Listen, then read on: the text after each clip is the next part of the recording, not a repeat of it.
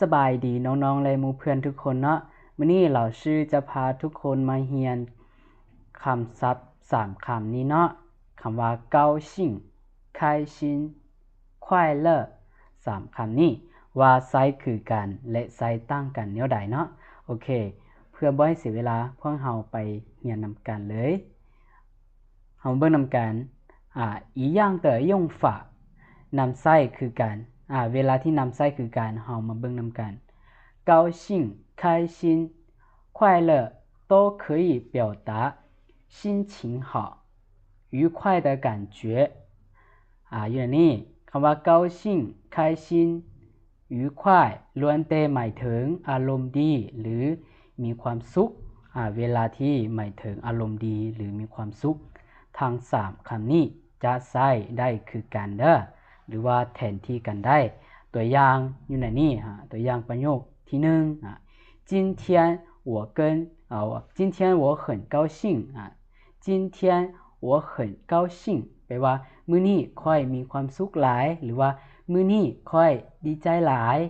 แบบนี้ประโยคที่2今天我很开心今天我很开心แปลว่ามื้อนี้ค่อยมีความสุขหลายหรือว่ามื้อนี้ค่อยอารมณ์ดีหลายแบบนี้ประโยคที่3今天我很快乐今天我很快乐แปลว่ามื้อนี้ค่อยมีความสุขหลายแล้วเฮาเบิ่งทั้ง3ประโยคนี้มีความหมายคือกันสามารถใช้แทนกันได้เกี่ยวกับอารมณ์ดีบ่หรือว่ามีความสุขเนาะเฮาสามารถใช้แทนกันได้เด้อโอเคอันนี้แม่นการนำใช้ที่คือกันแล้วต่อมาเฮาเบิ่ง不一样的用法不一样的用法นำใช้บ่คือกันมันจำบ่คือกันแนวใดเฮามาเบิ่งนำกันเนาะโอเคเฮาเบิ่งนำกันข้อที่1เฮามาเรียนคำก็高兴高兴คำนี้ในภาษาจีนเขาว่า高兴更常用于正式或口语场景场合和适合各种场景可以表达因为某件事情而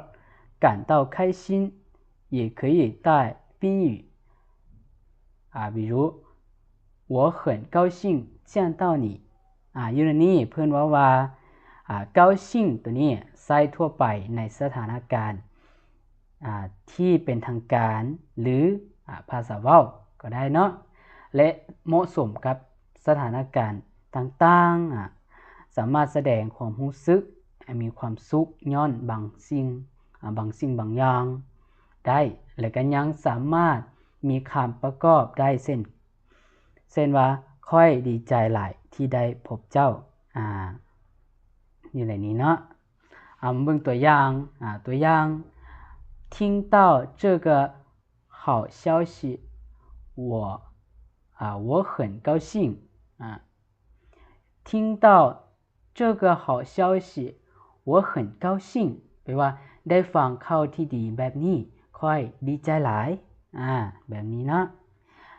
ประโยคที่2我很高兴能和你成为朋友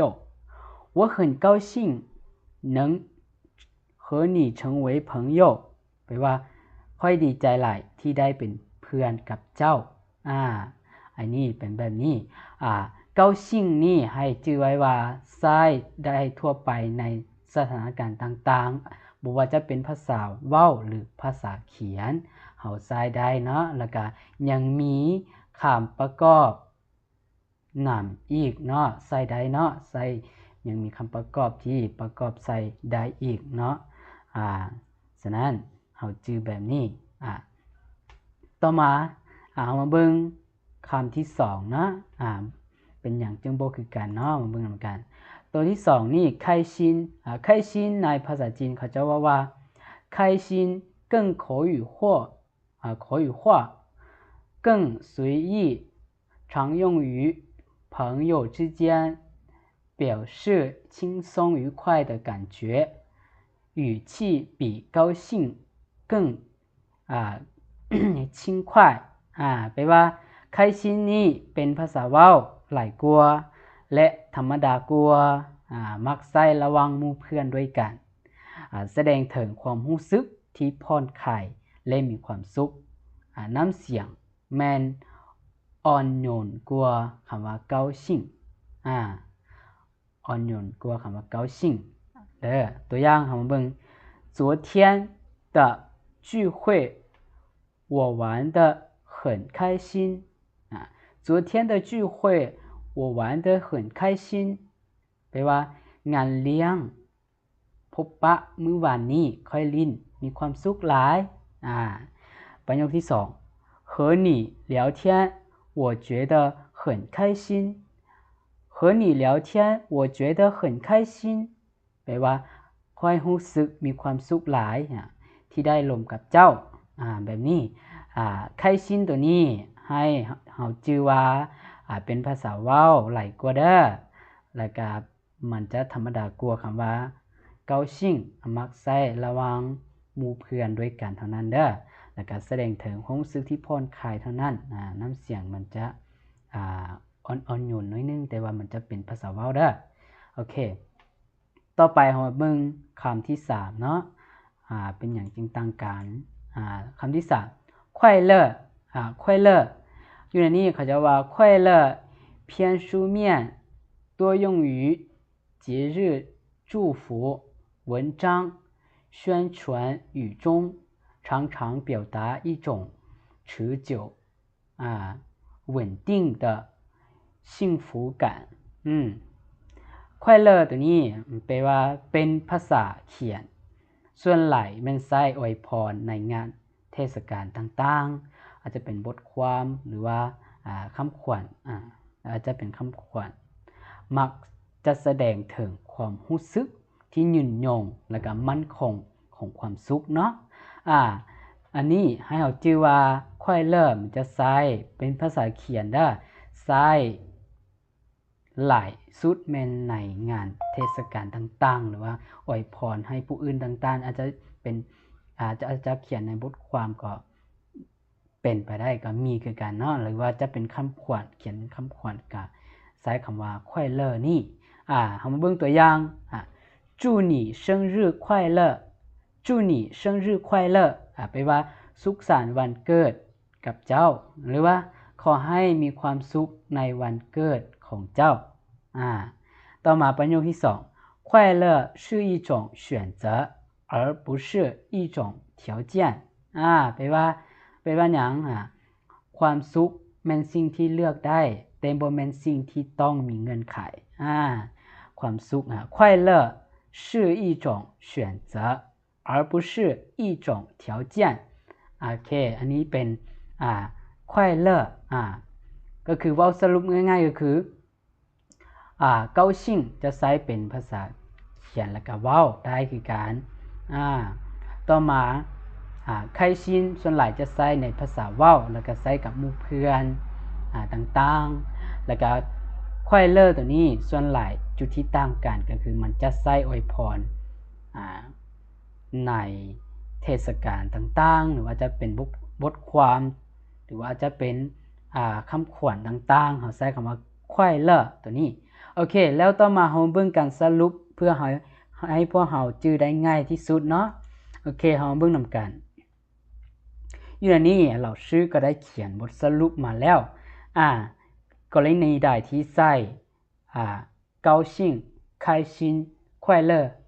บ่ได้เฮามาเบิ่งนำกันจุดต่างกันมาเบิ่งนำกันเนาะเบิ่งในสถานการณ์ต่างๆเขาภาษาจีนอ่านว่า情境สถานการณ์ต่างๆ听好消息他ว่าได้ฟังข่าวดีต่างๆเนาะเฮาจะใช้คำว่า高兴ได้เพราะว่ามัน正式又自然มันว่าเป็นทางการแล้วก็เป็นธรรมชาติทางเป็นทางการแล้วก็เป็นธรรมชาติ开心ใช้ได้轻松口语化มันจะเขาจะว่ามันจะง่ายต่อการเว้าในภาษาจีนเนาะมันจะง่ายล่ะ开心ใช้ได้ต่อมา快乐มันจะใช้บ่ได้เพราะว่า不自然บ่เป็นธรรมชาติฉะนั้นถ้าว่าเป็นข่าวดีต่างๆเฮาใช้高兴ก็ได้ใช้开心ก็ได้แต่เฮาใช้快乐มันจะบ่เหมาะสมเด้อต่อมา节日祝福ถ้าเป็นการอวยพรงานเทศกาลต่างๆ高兴ตัวนี้มันจะบ่ค่อยเหมาะสมเด้อมันจะบ่เหมาะสม少见แปลว่าน้อยสุดที่เขาเจ้าที่จะเห็นคนเว้าเกี่ยวกับคำว่า高兴ตัวนี้เกือบจะบ่มีเลยก็ว่าได้ฉะนั้นเฮาบ่ต้องใช้คำว่า高兴ถ้าเป็นการอวยพรต่างๆต่อมา开心的开心不正式บ่เป็นทางการเลย